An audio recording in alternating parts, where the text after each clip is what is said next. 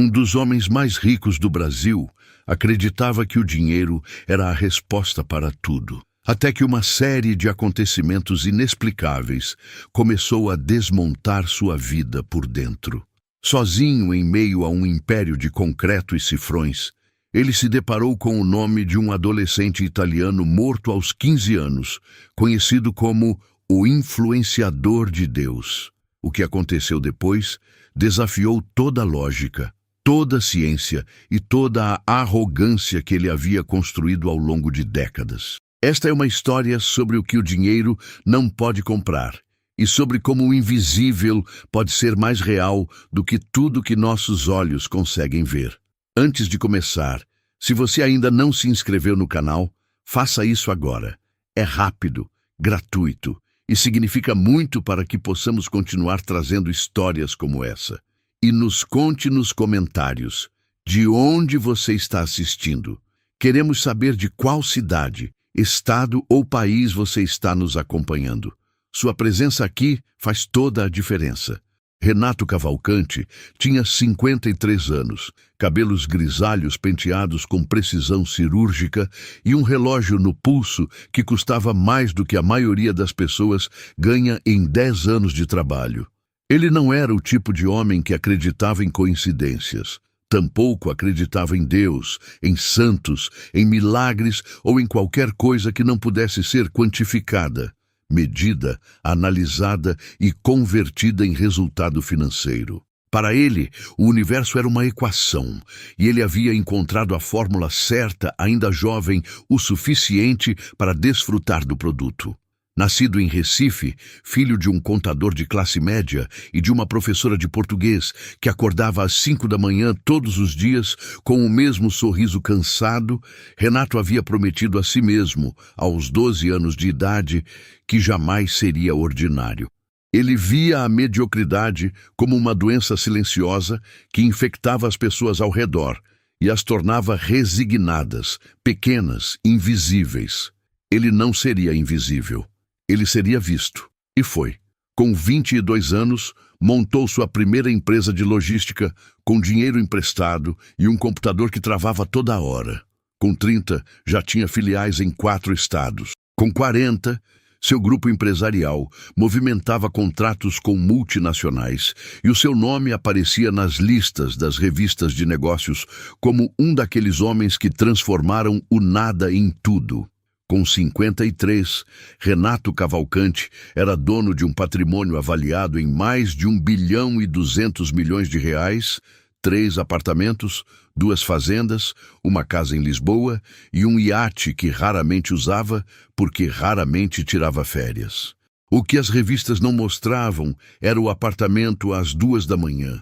O silêncio pesado que preenchia os 42 metros quadrados do escritório particular no 12º andar da sede do grupo, em São Paulo. A garrafa de uísque que ele abria toda segunda-feira e esvaziava antes de sexta. O fato de que sua filha mais nova, Isabela, havia deixado de ligar para ele há quase 2 anos, depois de uma discussão que começou por dinheiro, como sempre, e terminou com ela dizendo palavras que ele repetia para si mesmo no escuro, palavras que doíam mais do que ele jamais admitiria em voz alta. Você é rico, pai, mas você é vazio, e o pior é que você nem sabe. Ele havia descartado a frase na hora. Respondeu com frieza, com a voz controlada de quem negocia contratos multimilionários e não perde a compostura diante de nenhuma adversidade. Mas as palavras ficaram, grudaram em algum lugar entre as costelas, num ponto que ele não conseguia alcançar com a mão. O outubro em que tudo começou a mudar foi um outubro como qualquer outro, pelo menos na superfície. Renato estava em Milão para fechar um acordo com uma rede europeia de distribuição que ampliaria significativamente a presença do seu grupo no exterior. As reuniões foram longas, técnicas, exaustivas. No terceiro dia, com algumas horas livres antes do jantar de negócios, seu assistente pessoal, um jovem chamado Felipe, sugeriu uma visita a uma exposição que estava acontecendo no centro histórico da cidade. Renato normalmente diria não. Ele não era de museus, de exposições, de qualquer coisa que cheirasse a cultura obrigatória ou a turismo de cartão postal, mas estava entediado de um jeito específico, o tipo de tédio que não é falta de ocupação, mas falta de sentido, e o apartamento do hotel sufocava. Então, de maneira que ainda hoje ele não sabe explicar completamente, disse sim. A exposição se chamava Ragazzi di Dio, Meninos de Deus. Era itinerante, já havia passado por várias cidades do mundo e tratava de jovens que haviam vivido suas curtas vidas de maneira extraordinária, deixando marcas no mundo antes de partir.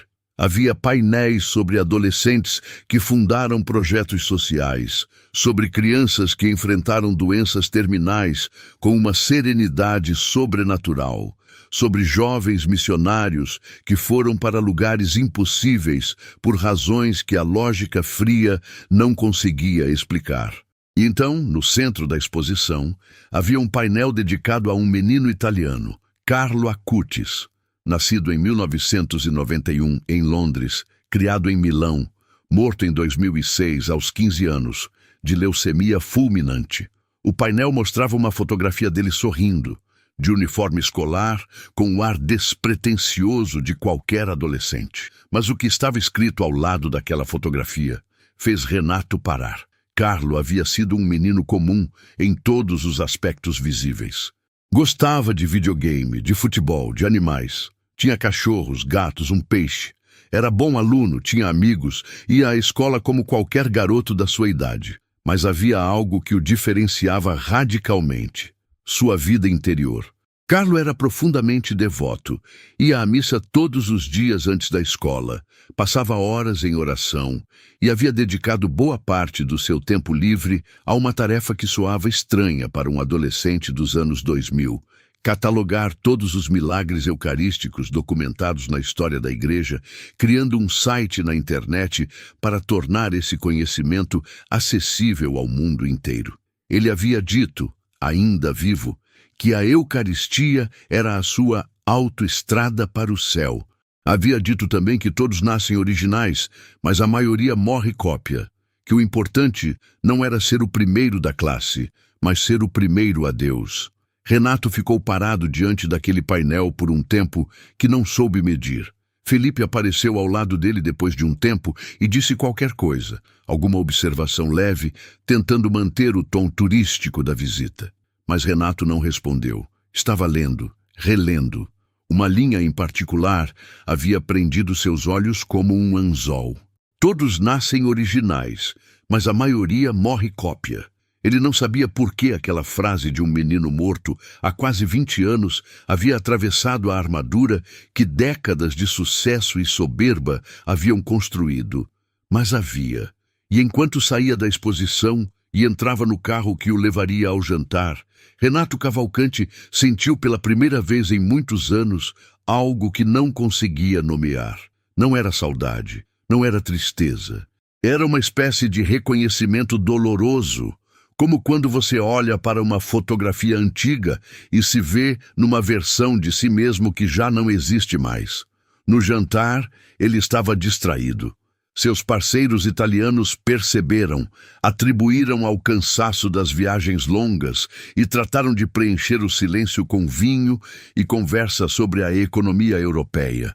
Renato concordava em momentos certos, sorria quando necessário, mas sua mente estava naquele painel, naquele menino, naquela frase. De volta ao hotel, em vez de revisar os documentos do contrato como havia planejado, Renato fez algo que raramente fazia. Ficou parado, sentado na poltrona ao lado da janela com vista para os telhados de Milão, sem ligar a televisão, sem pegar o celular, sem abrir o notebook. Apenas ficou lá, no silêncio, com a cidade respirando lá fora e aquela frase circulando dentro dele como uma corrente que não encontrava saída. Todos nascem originais, mas a maioria morre cópia. Ele era uma cópia de quê? De quem? De todos aqueles homens que ele havia estudado, admirado, imitado na sua ascensão? Dos CEOs americanos que leu em livros de autoajuda empresarial nos anos 90? Do pai, que ele prometeu não ser, mas cujos gestos cansados ele via às vezes refletidos nas próprias mãos. Dormiu mal. Sonhou com Isabela pequena, com uns 6 anos, correndo até ele no quintal da primeira casa que tinham em São Paulo. Uma casa pequena que ele havia vendido logo que pôde para comprar algo maior, mais imponente. Isabela corria com os braços abertos e ele se agachava para pegá-la. E então acordou, antes de o abraço acontecer, com a luz fria da madrugada milanesa entrando pela fresta das cortinas e o coração batendo de um jeito que não era normal. Voltou ao Brasil 2 dias depois, com o contrato assinado.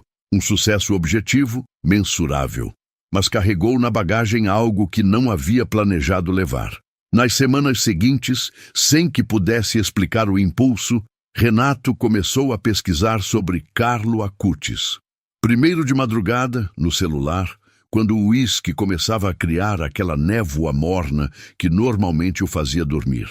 Depois, durante o dia, em pequenas janelas entre reuniões, como se estivesse acessando um arquivo proibido. Leu sobre o processo de beatificação, sobre os milagres reconhecidos pela Igreja, sobre a criança brasileira com uma doença rara que havia sido curada de maneira que os médicos não conseguiram explicar. Leu os relatos de pessoas ao redor do mundo que afirmavam ter tido suas vidas transformadas de maneiras impossíveis de quantificar, mas impossíveis de ignorar. E ficou irritado consigo mesmo. Renato Cavalcanti não era o tipo de homem que se deixava levar por histeria coletiva, por pensamento mágico, por a necessidade de uma muleta espiritual para atravessar os dias. Ele havia construído tudo o que tinha com trabalho, estratégia e coragem. Não precisava de milagres, não acreditava neles, mas continuava pesquisando. Foi Felipe quem, sem saber o que estava fazendo, acendeu a próxima faísca. Numa tarde de novembro, o assistente mencionou casualmente que o corpo de Carlo Acutis estava exposto para veneração em Assis, na Itália, e que havia uma peregrinação de brasileiros marcada para o início do ano seguinte. "Minha mãe quer ir", disse Felipe, com aquele tom de quem fala sobre algo pequeno, doméstico, sem peso especial. "Ela é muito devota." Renato não respondeu, mas a informação ficou. A virada aconteceu numa terça-feira de dezembro, pouco antes do Natal. Renato estava no Hospital Albert Einstein, fazendo seus exames anuais de rotina, quando o cardiologista, o Dr. Maurício Ferraz, que o acompanhava havia 12 anos, o chamou para uma conversa que não estava no roteiro. Os exames mostravam algo. Não era o coração em si. A estrutura cardíaca estava razoável para a idade, mas havia uma alteração nos marcadores inflamatórios, associada a um resultado de imagem que exigia investigação urgente. O doutor Ferraz usou palavras cuidadosas, clínicas, mas Renato era inteligente o suficiente para ler o que estava nas entrelinhas. Havia uma massa, no pulmão esquerdo, pequena, mas presente, e precisava ser investigada. Renato ouviu tudo com a mesma postura com que ouvia relatórios financeiros negativos. Cabeça erguida, expressão neutra, perguntas objetivas. Marcaram biópsia para a semana seguinte. Ele saiu do consultório, entrou no carro, mandou Felipe voltar para o escritório por conta própria e dirigiu sozinho pela Marginal Pinheiros por quase 1 hora sem destino. Naquela noite, pela primeira vez em décadas, Renato Cavalcanti chorou. Não foi um choro dramático. Foi o tipo de choro que acontece quando alguém que passou a vida inteira evitando a própria vulnerabilidade, finalmente para de fugir. Lágrimas silenciosas no escuro do quarto enorme do apartamento em Higienópolis, com o barulho distante da cidade lá embaixo, enquanto ele ficava deitado de costas olhando para o teto e pensando: e se Isabela tiver razão? E se eu for vazio de verdade? Ele pegou o celular. Ficou olhando para o número de Isabela por um tempo longo. Não ligou. Ainda não conseguia. Mas foi para a tela de pesquisa e digitou um nome: Carlo Acutis. Passou a noite lendo. Desta vez, não com o distanciamento cético de antes, mas com uma abertura que o assustava um pouco, como caminhar descalço num chão que não se conhece. Leu sobre a infância de Carlo, sobre como ele havia aprendido sozinho a fé que os pais, inicialmente agnósticos, não haviam lhe ensinado. Sobre como ele convencia amigos a irem à missa com ele, não por pressão, mas por uma alegria tão genuína e contagiante que as pessoas simplesmente queriam estar perto. Sobre como, quando soube que estava doendo, havia oferecido o sofrimento por algo maior do que ele mesmo.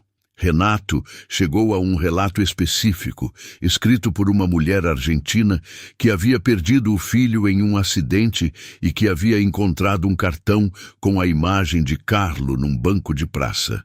Ela descreve como a frase estampada no cartão: "A tristeza é olhar para si mesmo, a felicidade é olhar para Deus." Havia reconfigurado algo dentro dela de uma maneira que ela não conseguia descrever com precisão. Apenas sentir. Ela não havia sido curada de nada clinicamente verificável, mas havia sido transformada. E isso, ela escrevia, era mais do que qualquer cura. Renato releu aquela última frase várias vezes. A tristeza é olhar para si mesmo. A felicidade é olhar para Deus. Ele havia passado 53 anos olhando para si mesmo. A biópsia aconteceu numa quinta-feira fria e cinza. Renato foi sozinho ao hospital. Não havia ninguém para chamar, percebeu com uma clareza que doía. Sua ex-esposa, Mariana, vivia em Lisboa com o segundo marido. Isabela estava em Porto Alegre, trabalhando com comunicação, construindo uma vida que deliberadamente não o incluía. Seu filho mais velho, Rafael, era próximo o suficiente para almoços ocasionais e distante o suficiente para não perceber quando o pai estava desmoronando. O procedimento foi rápido, tecnicamente. A espera pelo resultado, não. Naqueles dias de espera, Renato fez algo que não fazia há talvez 40 anos. Foi a uma igreja. Não com devoção, não com certeza, não com nenhuma das coisas que as pessoas carregam quando entram numa igreja por razões sólidas. Foi com dúvida, com desconforto, com a sensação ligeiramente absurda de ser um homem de terno e relógio de R$100.000, sentado num banco de madeira que rangeu quando ele se acomodou, olhando para um altar que de repente parecia muito menos vazio do que qualquer sala de reuniões em que já havia estado. Ficou lá por quase 1 hora. Não rezou, ou pelo menos não da forma que reconheceria como oração, mas ficou em silêncio. E no silêncio, algo aconteceu que ele ainda hoje tem dificuldade de colocar em palavras sem soar como exagero ou como a narrativa de conversão que ele mesmo desprezaria se lesse num texto de outro. Não foi uma voz, não foi uma visão.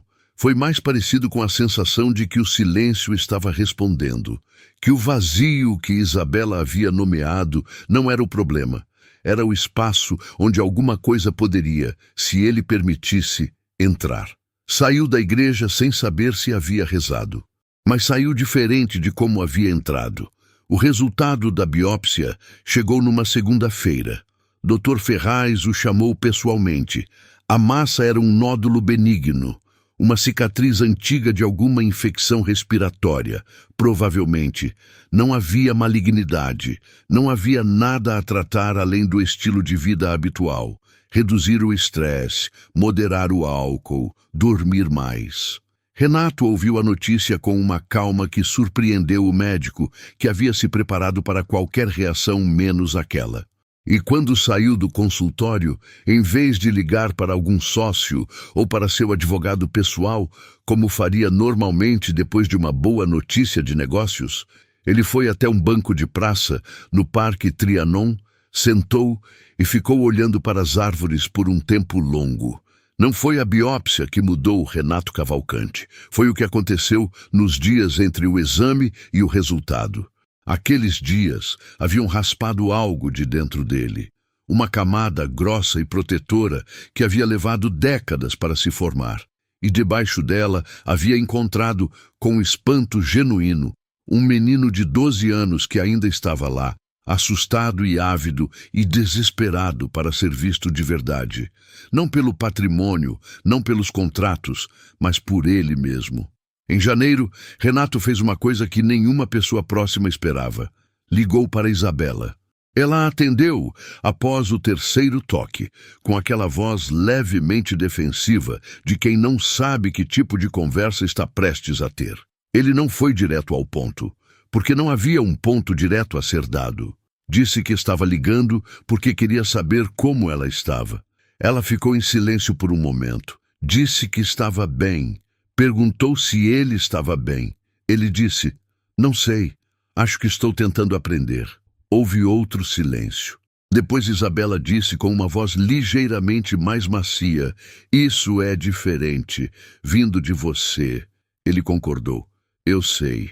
Eles ficaram na linha por 40 minutos. Não resolveram nada. Não havia nada a resolver de forma rápida, limpa, eficiente, como Renato gostava de resolver coisas. Mas foi a conversa mais honesta que os dois haviam tido em anos. Talvez a mais honesta que ele havia tido com qualquer pessoa em tempo demais. Em fevereiro, Renato voou para a Itália. Não para negócios desta vez. Foi para Assis. Ele havia marcado a viagem de forma discreta, sem avisar Felipe, sem incluir no calendário corporativo. Voou com um assistente mínimo, ficou num hotel pequeno perto da Basílica de São Francisco e na manhã do segundo dia foi à igreja de Santa Maria Maggiore, onde o corpo de Carlo Acutis estava exposto. A fila era longa. Havia peregrinos de vários países, brasileiros, polacos, mexicanos, coreanos, uma família inteira de Moçambique. Renato ficou na fila por quase 2 horas. Havia algo estranhamente nivelador naquilo. O bilionário brasileiro de terno cinza, ao lado de uma senhora italiana com um rosário na mão, ao lado de um casal jovem com um bebê no colo, ao lado de um homem de meia idade que chorava discretamente desde o começo da fila. Quando chegou diante do corpo de Carlo, preservado, exposto numa urna de vidro, com o uniforme de jeans e tênis que havia pedido para ser enterrado, porque era assim que ele era em vida, simples, sem afetação, Renato ficou em silêncio por um momento que foi ao mesmo tempo muito curto e suficientemente longo. Olhou para aquele rosto jovem, para aquelas mãos cruzadas, para toda a ausência de grandiosidade daquele menino que havia marcado o mundo não com poder, não com riqueza, não com a lógica do sucesso que Renato havia perseguido a vida inteira, mas com uma alegria consistente, cotidiana, obstinada, direcionada para fora de si mesmo. Renato não teve uma experiência mística naquele momento. Não ouviu vozes. Não viu luzes, não sentiu o chão tremer. O que sentiu foi mais simples e, de certa maneira, mais devastador. Vergonha. Uma vergonha que não era autodepreciação, não era culpa paralisante, mas um reconhecimento claro e limpo de quanto tempo havia desperdiçado sendo a versão mais pobre de si mesmo, enquanto acumulava a versão mais rica do seu patrimônio. Ficou ali por alguns minutos. Depois saiu, foi sentar num banco do lado de fora e escreveu uma mensagem para Isabela. Apenas 3 linhas. Estou em Assis. Vim visitar um jovem que morreu aos 15 anos e que me ensinou mais do que 50 anos vivendo. Quero muito que você me conte sobre a sua vida. Posso ir te ver em Porto Alegre no mês que vem? A resposta demorou 30 minutos que pareceram 3 horas. Então chegou. Pode vir, pai. O que aconteceu nos meses seguintes não foi uma transformação de filme, linear e com trilha sonora. Foi mais bagunçado, mais humano, mais parecido com a realidade. Renato não vendeu tudo e foi morar num mosteiro. Não renunciou ao império empresarial, não se tornou subitamente simples ou desprendido de um dia para o outro, mas começou a mudar coisas reais, concretas, mensuráveis, palavras que ainda fazia sentido a ele usar. Reduziu o álcool. Com dificuldade, com recaídas, mas reduziu. Começou a ir à terapia. Algo que havia descartado durante décadas como fraqueza, como indulgência para pessoas que não tinham força suficiente para se resolver por conta própria. Descobriu, nas primeiras sessões, que havia uma quantidade surpreendente de coisas que precisava falar com alguém que não tivesse interesses na sua empresa. Criou um instituto de bolsas de estudo vinculado ao grupo empresarial, destinado a jovens de baixa renda de Pernambuco, homenageando sua terra natal de uma forma que ele havia negligenciado enquanto estava ocupado demais conquistando São Paulo e depois o mundo. Não foi um gesto de relações públicas, foi feito sem anúncio, sem coletiva de imprensa, sem o nome do grupo estampado na fachada. Quando seu departamento de comunicação sugeriu aproveitar a iniciativa para uma campanha institucional, Renato disse não pela primeira vez em décadas, de forma instintiva, antes mesmo de analisar estrategicamente. Foi a Porto Alegre em março. Isabela o recebeu no apartamento dela, um terceiro andar sem elevador, com vasos de plantas na janela e livros empilhados em toda a superfície disponível. Era o tipo de espaço que o Renato de antes teria olhado com condescendência, encontrando nele evidência de que a filha havia desperdiçado o potencial que o sobrenome dela poderia ter aberto. O Renato que chegou naquele dia olhou e viu uma pessoa que havia construído um lar que refletia quem ela realmente era. Ficaram 2 dias juntos. Jantaram fora uma vez, cozinharam juntos uma vez, ela ensinou, ele tentou e queimou o alho 2 vezes, o que a fez rir de um jeito que ele não ouvia desde que ela tinha uns 12 anos. Conversaram sobre coisas que nunca haviam conversado, sobre o divórcio dele e Mariana, visto pelos olhos dela de adolescente que sofreu sozinha, sobre as escolhas profissionais dela, que ele havia criticado discretamente, mas que eram, percebeu agora, exatamente o tipo de originalidade que ele havia admirado num menino italiano e não conseguia reconhecer na própria filha. No último jantar, Isabela perguntou sobre a viagem a Assis. Ele havia mencionado na mensagem e ela havia ficado com curiosidade, mas não havia perguntado por telefone, esperando o momento certo. Renato contou tudo, desde a exposição em Milão, passando pela biópsia, pela noite na igreja, pela fila em Assis. Falou sem vergonha, o que em si já era uma novidade radical para um homem que havia passado a vida protegendo com ferocidade a imagem de invulnerabilidade. Isabela o ouviu sem interromper. Quando ele terminou, ficou em silêncio por um momento e depois disse algo que ele guardou. Você nunca me contou de você, pai. Sempre me contou do que você fez, do que você conquistou, mas nunca de você.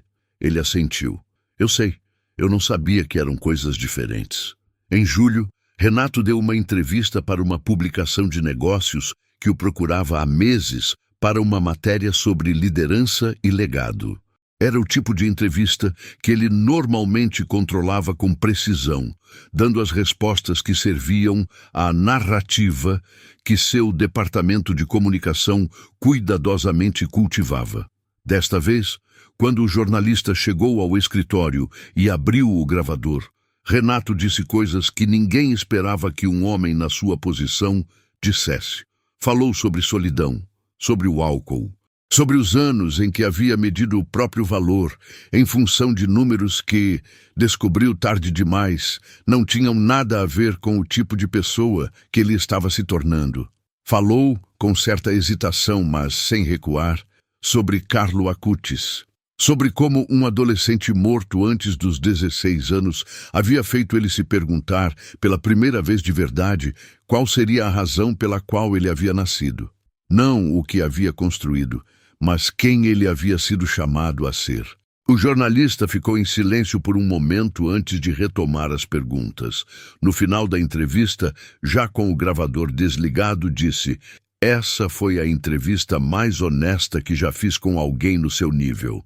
Renato respondeu: devia ter sido honesto há 30 anos. A matéria foi publicada em setembro e gerou uma reação que ele não havia previsto.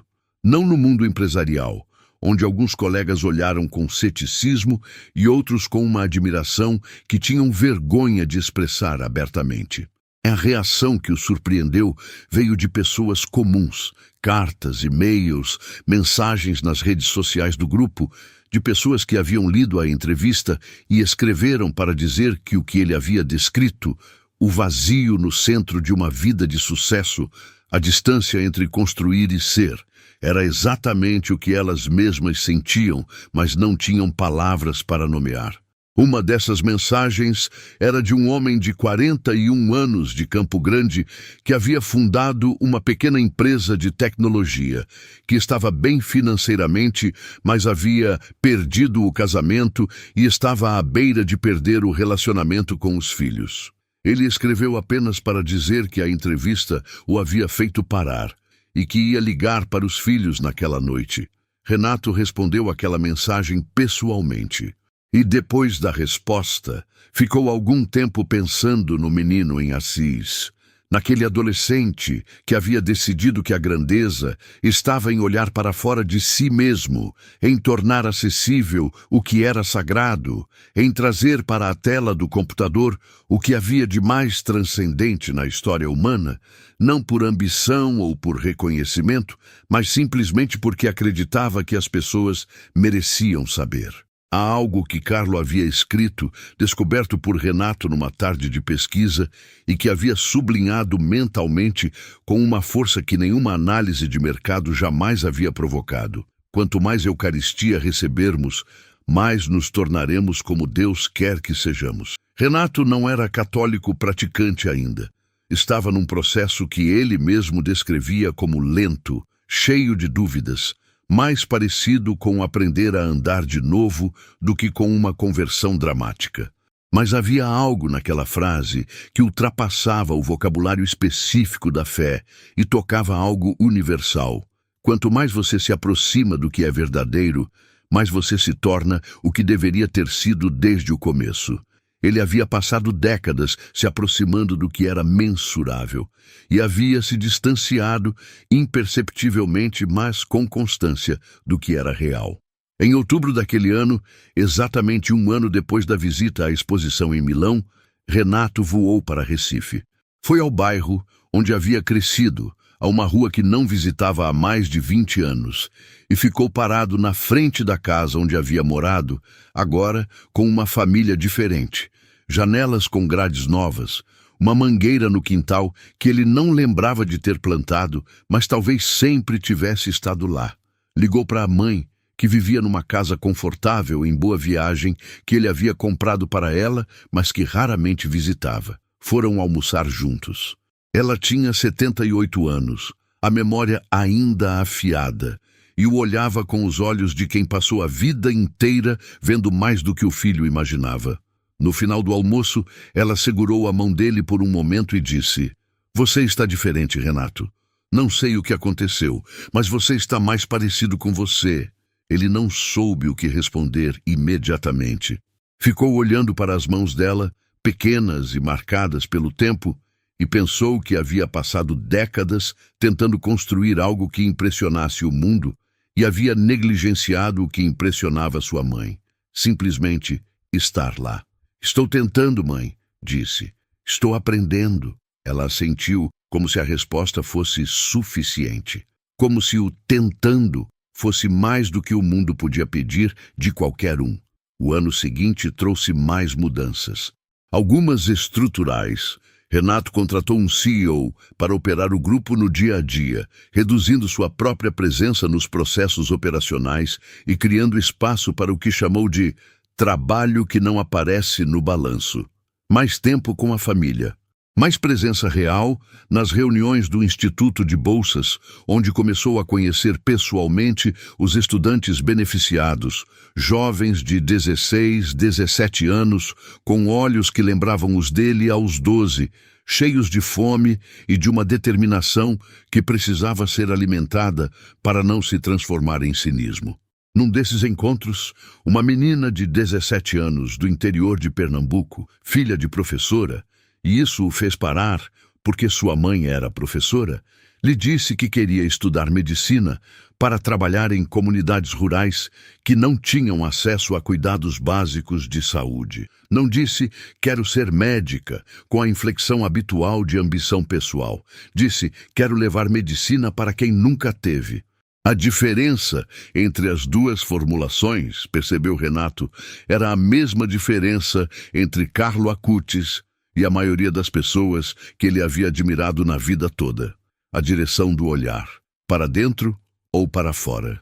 Renato começou a frequentar uma paróquia perto do apartamento, não com a regularidade de um convertido entusiasmado, mas com a constância hesitante de alguém que está aprendendo uma língua nova e ainda comete erros de pronúncia, mas se recusa a parar.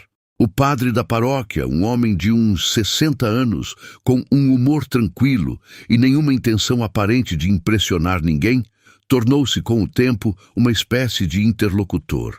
Eles tomavam café depois das missas de domingo. O padre nunca perguntou sobre o patrimônio ou sobre os negócios. Conversavam sobre coisas que Renato havia esquecido que tinham peso: fé, dúvida, morte, o que fica depois de nós. Numa dessas conversas, Renato perguntou, com a franqueza direta que era uma das suas marcas pessoais, que havia sobrevivido mesmo às outras transformações: Padre, o senhor acredita mesmo que um menino morto aos 15 anos pode mudar a vida de um adulto que nunca o conheceu? O padre ficou em silêncio por um momento, segurando o café. Depois disse: acredito que o amor verdadeiro não tem prazo de validade. E que às vezes precisamos de alguém que viveu pouco para nos lembrar do que é essencial numa vida longa. Renato ficou com aquela resposta por muito tempo.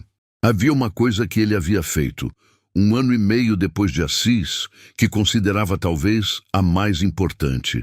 Havia sentado com Rafael, seu filho mais velho, e tido a conversa que os dois haviam evitado por anos, sobre as expectativas que Renato havia depositado nele desde cedo, sobre o modo como havia confundido amor com pressão, sobre as escolhas profissionais de Rafael, que nunca haviam recebido genuíno apoio, apenas uma aprovação condicional, atrelada à utilidade para o grupo empresarial. Rafael chorou. Renato não, mas sentiu algo se mover dentro do peito de uma forma que reconhecia agora como o avesso do endurecimento. Não fraqueza, mas abertura. Ao final da conversa, Rafael disse algo que ficou. Eu não queria que você fosse perfeito, pai. Eu queria que você fosse real. Real. A mesma palavra, em essência, que Carlo Acutis havia passado os 15 anos da sua vida sendo. Numa entrevista mais recente, quando perguntado o que havia mudado em sua vida nos últimos 2 anos, Renato Cavalcanti disse, sem a hesitação, que acompanharia a declaração num passado não tão distante. Um menino italiano me lembrou que não existe sucesso grande o suficiente para preencher um vazio que só se preenche com o que é verdadeiro. Eu tinha tudo e não tinha nada. Agora tenho menos certezas e muito mais vida. Parou por um momento. Depois acrescentou: ele morreu aos 15 anos e foi mais completo do que eu aos 53. Isso não é algo que você processa em um dia. É algo com que você aprende a viver. O repórter perguntou se ele acreditava em milagres. Renato pensou antes de responder, com aquela pausa que havia aprendido a não preencher com ruído. Não sei se o que me aconteceu foi um milagre no sentido técnico da palavra. Não tenho a documentação. Mas sei que uma exposição num museu de Milão, o nome de um adolescente numa parede e uma frase que ele deixou antes de morrer quebraram algo em mim que 30 anos de terapia, dinheiro e poder não haviam tocado. Se isso não é inexplicável, não sei o que é. E Isabela, que havia lido aquela entrevista no apartamento em Porto Alegre com os gatos dela no colo e o café esfriando na mesa ao lado, ficou olhando para a tela por um longo momento antes de pegar o celular e ligar para o pai. Quando ele atendeu, ela não disse nada dramático, apenas disse: eu te amo, pai. Ele respondeu: eu sei. Desculpe ter demorado tanto para merecer ouvir isso. Ela riu. Ele riu também. E no riso, naquele som simples, humano, absolutamente impossível de monetizar. Havia mais do que qualquer coisa que Renato Cavalcanti havia construído nos 53 anos anteriores. Carlo Acutis havia dito que todos nascem originais, mas a maioria morre cópia. Renato Cavalcanti não havia morrido ainda. Ainda havia tempo. E pela primeira vez em muitos anos, isso parecia ser o suficiente. Esta história nos lembra que a verdadeira transformação não nasce do sucesso ou do fracasso, mas do momento em que somos honestos o suficiente para olhar para dentro e reconhecer o que realmente falta. Carlo Acutis viveu 15 anos com a intensidade de uma vida inteira. E esse legado continua tocando pessoas ao redor do mundo de maneiras que nenhuma lógica consegue desmontar. Se esta história tocou algo em você, leve essa pergunta consigo. Você tem sido original ou tem sido cópia? Se você chegou até aqui, significa que essa história importou para você de alguma forma. Então, faça uma coisa simples agora. Inscreva-se no canal para não perder nenhuma história como essa. E nos conte nos comentários de onde você está assistindo. Sua cidade, seu estado, seu país. Queremos saber onde essas histórias chegam. Você faz parte disso.